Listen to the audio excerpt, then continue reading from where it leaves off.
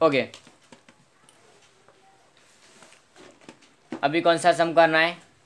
Question number 15। Valsad की Rustam limited company ने ₹10 का एक ऐसे 2,40,000 इक्विटी शेयर प्रति शेयर 70 रुपये के प्रीमियम से निर्गमित किए।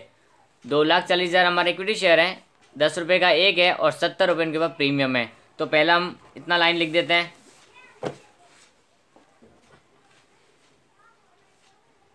प्रकाशित किए।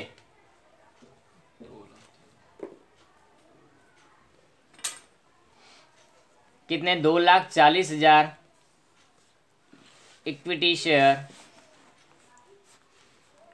कितना रुपए का? एक 10 रुपये का है, प्लस 70 रुपये उसके बाद प्रीमियम है। तो प्रीमियम की जगह पर हम क्या लिख देंगे? प्रीमियम और यहाँ पूंजी। ठीक है, ये रकम मंगवाई कैसे? तो लिखा हुआ प्रति शेयर निम्नानुसार रकम मंगाई गई थी। आवेदन के समय 38, आवंटन के समय 28 और अंतिम मांग के समय 14। तो 3 भागों में ये रकम मंगवाई गई है। उसको हम यहाँ लिखेंगे आवेदन,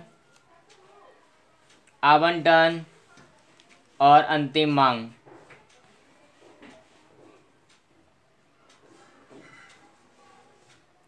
कितनी कितनी है देखो, 38, 28 और 14।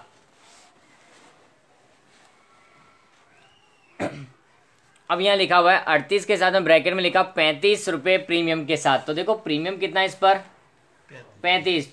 तो पूंजी कितनी होगी? देखो टोटल 38 है, उसमें से 35 प्रीमियम है, तो पूंजी कितनी हुई? 3।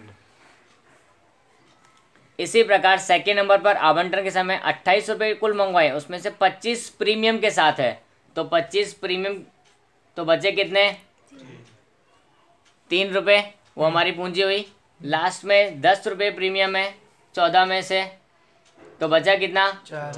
4 पूंजी हुई। ठीक है, इसका टोटल होता है कितना? 80। 10 + 70, जो कि हमारा देखो ऊपर मैच हो गया। ये हमारी क्या है? पूंजी, और ये क्या है? प्रीमियम। दोनों चीज़ों को ध्यान रखना, हर एक जगह पर प्रीमियम है, तो जहाँ जहाँ पूंजी होगा वहाँ वहाँ प्रीमियम अब कंपलसरी आएगा। जहांगीर ने धारण किए 2000 शेयर पर आवंटन और अंतिम मांग की रकम के अलावा बाकी की सभी शेयरों पर संपूर्ण रकम मिल गई है। तो जहांगीर ने आवंटन और अंतिम मांग की 2-2 शेयर नहीं भरे हैं, 2-2 शेयर पर रकम नहीं भरी है। एक आवंटन की रकम नहीं भरी और अंतिम मांग, कंपनी ने उसके शेयर जब्त कर लिए। कब? अंतिम मांग के बाद। कब किए जब्त?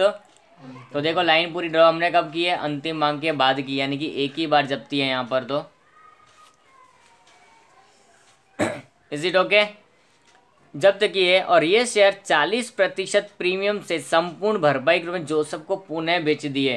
पुनः बेच दिए यानी पुनः प्रकाशन किससे किया है?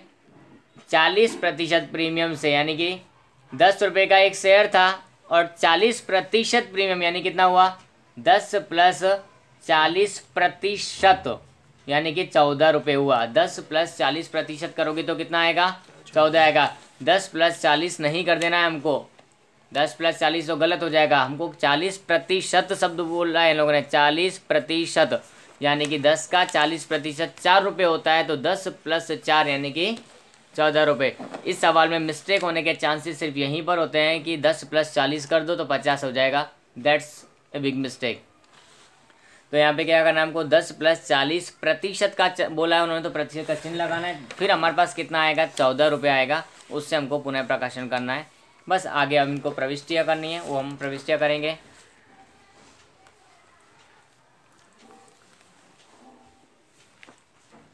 वलसाड की रुस्तम लिमिटेड की भाई में रोजनामचा।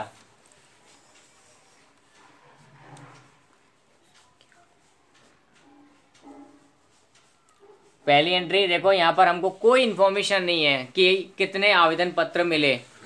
जब आवेदन पत्र लिखे उसके बारे में कोई सूचना ना दी हो तो हमको क्या लेने का? जितनी रकम यहाँ दी है उसी को पूरे पूरे को हमको क्या मान लेना है? आवेदन मिले ऐसा मान लेना है। तो फर्स्ट एंट्री हमारी क्या होगी? यहाँ से आवेदन मिले तो बैंक खाता उधर। ऐसा तो है नहीं कि आवेदन ना मिले, लिखा नहीं है तो आवेदन तो मिलेंगे ही। ऐसा हो ही नहीं सकता कि आवेदन ना मिले हों, लेकिन कोई इन्फॉर्मेशन ना दे तो हमको समझ लेना है कि जितने शेयर प्रकाशित किए हैं उसी के लिए, उतने ही शेयर के लिए हमको आवेदन भी मिला ही होगा। बैंक खाता उधार अंश आवेदन खाते का, क्या बैंक खाता उधार अंश आवेदन खाते का कितनी रकम, 2,40,000 शेयर हमारे, और हमने आवेदन के समय पे कितने मंगवाए, 38 रुपये मंगवाए। तो देखो 2,40,000 गुणा 38 करो कितना आएगा,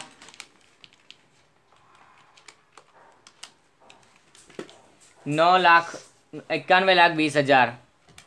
कितना आएगा, 91,20,000 आएगा, वो हमको यहाँ लिखना है। ओके, अब सेकेंड नंबर की एंट्री क्या होगी, आवेदन की रकम को हमको कहाँ पहुँचाना है, पूंजी खाते लेके जाना है। तो अंश आवेदन खाता उधार, यहाँ अंश की जगह आगे इक्विटी भी लिख सकते हो। क्या लिख सकते हो, इक्विटी, क्योंकि इक्विटी शेयर है ये सब। अंश आवेदन खाता उधार, अंश आवेदन खाता उधार किसका, अंश पूंजी खाते का। प्रीमियम है साथ में, देखो सब जगह प्रीमियम, जहाँ जहाँ पूंजी है वहाँ प्रीमियम आएगा ही। तो हमको लिखते जाना है यहाँ पर प्रतिभूति प्रीमियम खाते का। क्यों ऐसा, क्योंकि देखो सब जगह पर प्रीमियम दिया हुआ है, प्रीमियम प्रीमियम प्रीमियम। तो प्रीमियम खाते का रकम कितनी है, 91,20,000 टोटल। उसमें से पूंजी कितनी है, 2,40,000 गुणा 3, 7,20,000।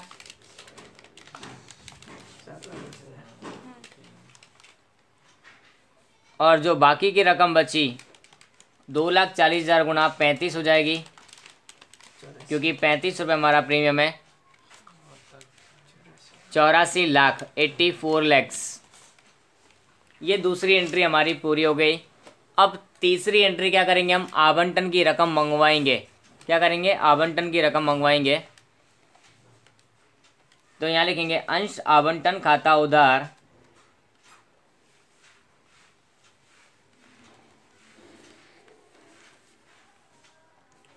अंश पूंजी खाते का, अंश पूंजी खाते का प्रीमियम आएगा।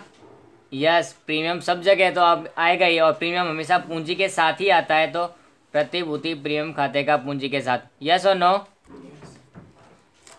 रकम कितनी आएगी, तो 2,40,000 गुणा 28,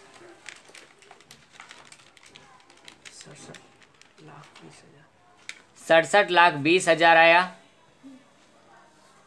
अब पूंजी में कितना होगा 2,40,000 गुणा 3 यानी 7,20,000।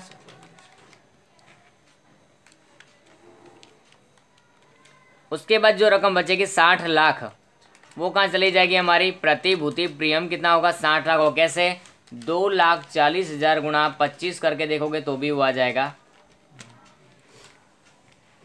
ठीक है, नंबर 4। अब इसका पैसा हमने मंगवाया इतना है, अब मिलेगा कितना डिपेंड करता है, पीछे देख करते हैं। चौथी एंट्री, बैंक खाता उधार, पैसा मिलेगा तो यही होता है ना, बैंक खाता उधार। राइट का टिक है हमारे पास में, तो अप्राप्त मांग खाता उधार भी आएगा, हाँ के ना। हाँ।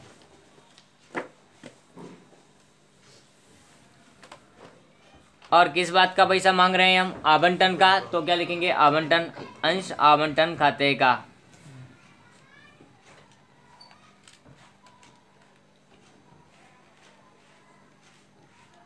रकम है टोटल 67,20,000। उसमें से कितना नहीं मिलने वाला है हमको, 2,000 अंश पर 28 रुपये नहीं मिलने वाले, यानी कि 56,000। 66,64,000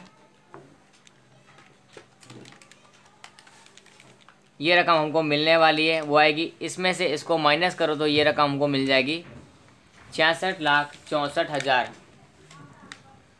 ठीक है, ये हमारी चौथी एंट्री पूरी हो गई, आवंटन की 2। अब अंतिम मांग की भी अभी हमारी 2 एंट्रियाँ बाकी हैं।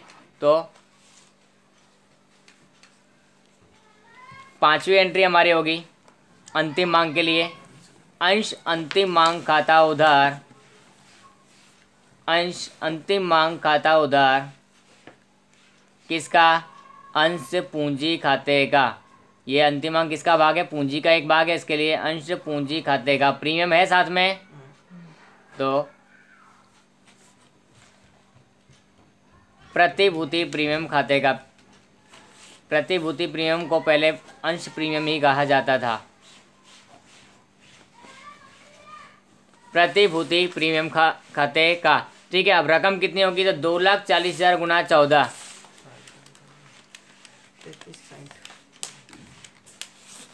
33,60,000। अब उसमें से पूंजी कितनी है, तो पूंजी में लिखेंगे 2,40,000 गुना 4।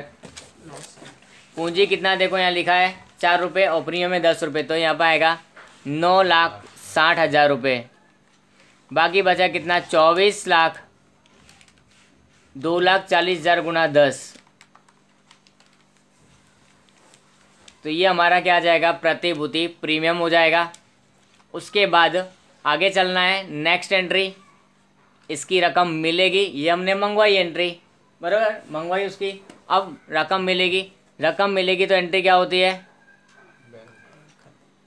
बैंक खाता उधार, क्या, बैंक खाता उधार, अप्राप्त मांग खाता उधार,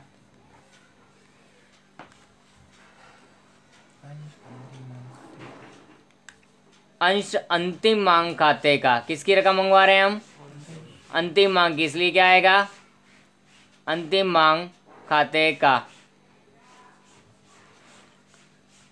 अब क्या होगा आगे, देखो अंतिम मांग में कितना मंगवाया था हमने, 33,60,000 मंगवाया, उसमें से मिला कितना नहीं, 2,000 शेयर पर 14 रुपये नहीं मिले, यानी 28,000 हमको मिला नहीं है। बाकी का 32,22,000 रुपये वो हमको मिल गया, वो अमाउंट है। 33,60,000 में से 28,000 हमको नहीं मिला। कैसे नहीं मिला, तो लिखा हुआ देखो 2,000 शेयर पर अंतिम मांग की रकम नहीं भरी, कितनी है 14 रुपये, तो 2,000 गुना 14 हम ये लिख दिया है। अब हमारे पास देखो नॉर्मल बेसिक जो एंट्रियाँ थी हमारी 6 की 6 हो गई, हर एक के लिए 2 होती हैं वो। अब आई जब्ती की एंट्री, लाइन सर चलेंगे, लाइन आ गई, जब्ती की लाइन आ गई, तो जब्ती पे हम पहुँच जाएंगे।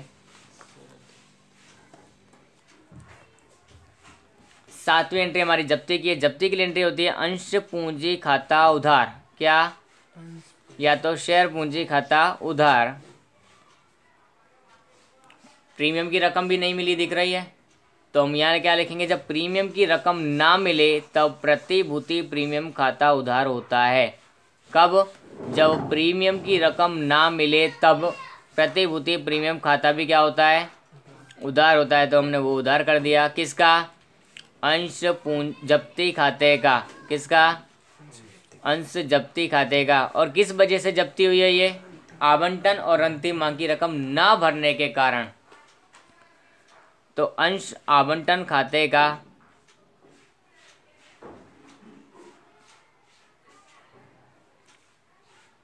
और अंश अंतिम मांग भी है साथ में, तो अंतिम मांग खाते का।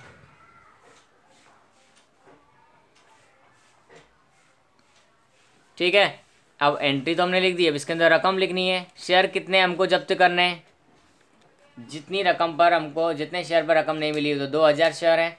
एक शेयर की पूंजी कितनी है, देखो 10, क्योंकि हम सबसे लास्ट में जब्ती कर रहे हैं। 20,000। प्रीमियम की रकम कितनी नहीं मिली वो भी हम देख लेते हैं। देखो प्रीमियम की रकम आवंटन पर थी 25 और अंतिम मांग पर थी 10, तो 25 और 10 35 रुपये हमको नहीं मिले हैं। कितने रुपए नहीं मिले, 35 रुपये नहीं मिले एक शेयर पर, तो 70,000। अब आवंटन पर कितनी रकम नहीं भरी, तो देखो लिखा हुआ है 2,000 गुणा 28।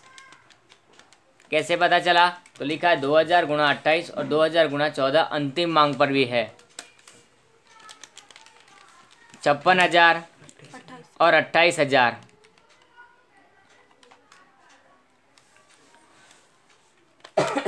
डिफरेंस की अमाउंट आएगी हमारे पास यहाँ पर 6,000। 70 और 20 90, 90,000 में से इन दोनों को माइनस करेंगे तो हमारे पास आएगा 6,000 रुपये। जो रकम भर दी गई है, उसने एक ही रकम भरी है, सिर्फ पूंजी 3 रुपये। क्या, कब, 2,000 गुना 3 6,000। अब पुनः प्रकाशन की एंट्री, पुनः प्रकाशन में कौन सा आएगा, 8वां नंबर की एंट्री होगी। तो एंट्री किस तरह से होगी इसकी, पुनः प्रकाशन की एंट्री फिक्स ही होती है, बैंक खाता उधार, बैंक खाता उधार, जब्ती यहाँ पर नहीं आएगी अब, क्योंकि पुनः प्रकाशन प्रीमियम से किया है, यानी कि पूंजी की रकम जितनी है उससे अगर ज़्यादा पर इसका पुनः प्रकाशन किया जाता है तो वहाँ जब्ती की एंट्री नहीं आती है। अगर लिखोगे तो वहाँ डैश करेंगे हम, तो लिख तो मैं रहा हूँ, डैश करेंगे। अंश जब्ती खाता उधार, ऐसे तो लिखी नहीं जानी चाहिए लेकिन कन्फ्यूज़न है इसलिए मैं लिख रहा हूँ। अंश पूंजी खाते का, प्रतिभूति प्रीमियम खाते का, प्रतिभूति प्रीमियम खाते का पुनः प्रकाशन कितने से किया है? 2000 शेयर को 14 रुपये से लिखा हुआ है। 14 रुपये पुनः प्रकाशन, 10 प्लस 40%, 40% यानी 14 हो गया। 28,000 रुपये से हमने इसको पुनः प्रकाशित किया है। पूंजी कितनी है? 2000 गुणा 10 रुपये, कितनी है? प्रीमियम कितना है? 2000 गुणा 4 रुपये। 14 में से 10 पूंजी और 4 प्रीमियम, अलग अलग हो गए दोनों। यहाँ जो ये चीज़ दी थी यहाँ पर अलग अलग, तो यह आएगा हमारे पास 20,000 और 8,000। अब देखो ये 28,000, उसमें से इसको माइनस किया तो पूरा पूरा हो गया, यानी यहाँ कोई एंट्री आएगी नहीं, रकम आएगी नहीं। ठीक है, तो डैश कर दिया है। अब लास्ट एंट्री है पूंजी अनामत की। अंश जब्ती खाता उधार पूंजी अनामत खाते का, अंश जब्ती खाता उधार पूंजी अनामत खाते का, रकम कितनी आएगी? 6,000 माइनस डैश, तो कितना आता है? 6,000 ही आएगा। तो ये हमारे सारी एंट्री है सवाल की हो चुकी हैं, अब कुछ बाकी रहता नहीं है। 9 एंट्रियाँ टोटल हुई है। 3 जो अलग अलग चीज़ें दी हैं उनकी 6 एंट्रियाँ बेसिक प्लस 3 जब्ती पुनः प्रकाशन और पूंजी अनामत की। Is it okay?